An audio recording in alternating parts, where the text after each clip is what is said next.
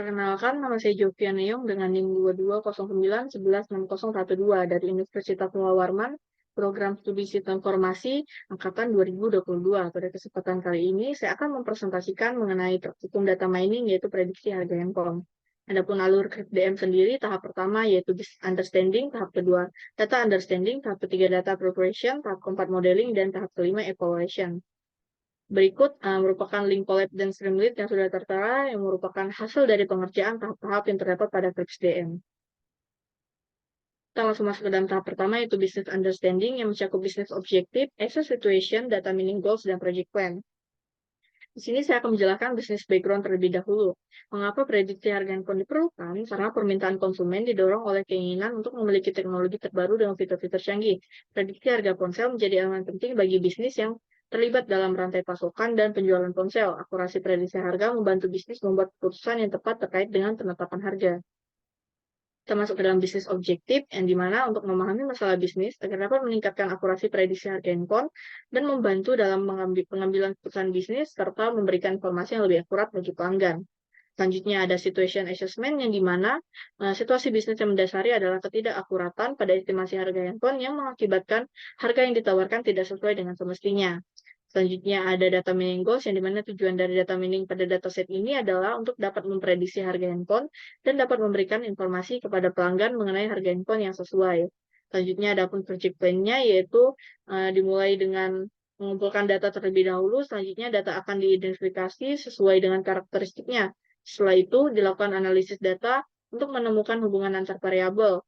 Selain itu, kualitas data juga akan dievaluasi dan masalah data akan diatasi pada tahap selanjutnya. Tahap ini sangat penting untuk memastikan kesuksesan pada analisis data. Tahap kedua ada data understanding yang mencakup collect initial data, describe data, exploratory data analysis, dan verify data quality. Adapun untuk collect initial data, data diperoleh dari laman Kaggle. Di sini dapat dilihat terdapat satu dataset yang terdapat dalam laman tersebut yaitu mobile phone price. Untuk describe data sendiri, dataset ini berisi informasi harga beberapa ponsel dari berbagai merek. Ini mencakup detail seperti kapasitas penyimpanan, RAM, ukuran layar, spesifikasi kamera, kapasitas baterai, dan harga setiap perangkat. Dataset ini berisi 407 baris dan 8 kolom. Untuk exploratory data analisis sendiri, dari gambar tersebut bisa kita lihat bahwa brand HP Samsung memiliki jumlah unit yang paling banyak dari brand yang lainnya. Untuk verify data quality sendiri, untuk pengecekan missing values, di sini bisa kita lihat pada gambar berikut ini, bahwa tidak terdapat nilai yang kosong dari masing-masing kolom pada data tersebut. Selanjutnya adalah pengecekan outlier values. Di sini pada gambar ini dapat kita lihat dan disimpulkan bahwa terdapat outlier pada kolom baterai capacity. Output di atas baru bisa menampilkan satu kolom saja karena kolom-kolom lain masih bertipe data object. Jadi codingan tersebut belum bisa mendeteksi outlier pada kolom lain. Untuk pengecekan duplikat value sendiri, pada gambar ini bisa kita lihat bahwa menunjukkan terdapat 406 baris dalam data frame yang bukan duplikat, tetapi terdapat satu baris duplikat dalam data frame yaitu pada baris terakhir. Untuk pengecekan inconsistent value sendiri, pada gambar ini bisa kita lihat terdapat kolom brand, model, storage, RAM, screen size, kamera, baterai capacity, dan size.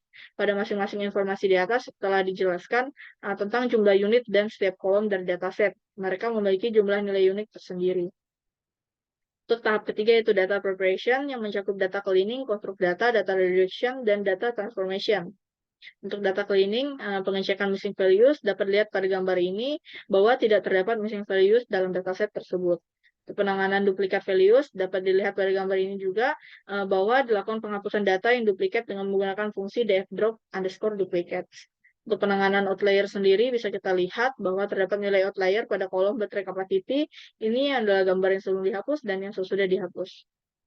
Selanjutnya, untuk penanganan inconsistent values, di sini bisa kita lihat bahwa terdapat perubahan tipe data untuk fitur storage, RAM, screen size, dan kamera dari objek ke tipe data integer.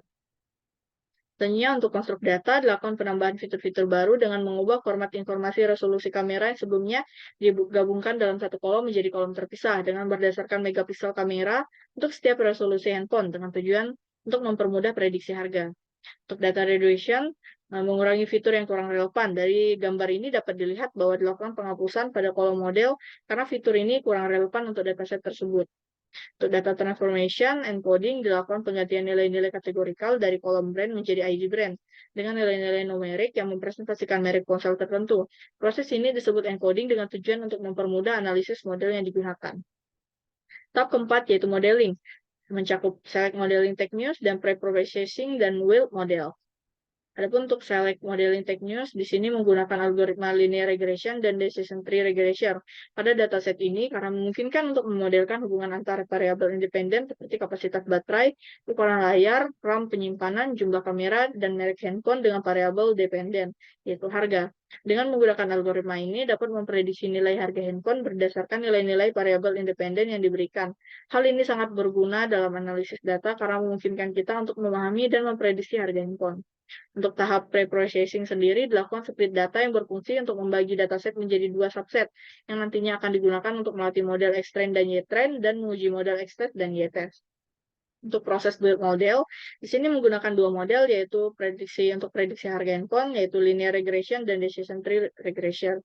Untuk build model sendiri di sini merupakan hasil dari prediksi yang telah dilakukan berdasarkan penggunaan dua model yaitu linear regression dan decision tree regression.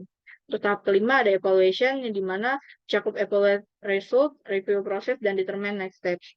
Untuk evaluate result regresi sendiri dapat lihat dari hasil output ini menunjukkan bahwa nilai-nilai metrik evaluasi MAE, MSE, RMSE, MAPE untuk kedua model regresi. Dari output tersebut dapat lihat bahwa model decision tree memiliki performa yang lebih baik dibandingkan dengan linear regression karena memiliki nilai-nilai metrik evaluasi yang lebih rendah. Misalnya MAE, MSE, RMSE yang lebih rendah dan MAPE yang lebih kecil. Untuk cross-validation, bagian review proses dilakukan validasi silang antara kedua model, yaitu linear regression dan decision tree regression, yang dapat disimpulkan hasil dari model decision tree lebih baik dibandingkan dengan model linear regression. Di sini bisa kita lihat pada gambar berikut ini. Lalu selanjutnya untuk fitur selection dapat dilihat dari visualisasi peringkat fitur-fitur berdasarkan statistik chi-square. Untuk seleksi fitur dapat lihat bahwa fitur baterai capacity sangat mempengaruhi dalam analisis prediksi harga handphone.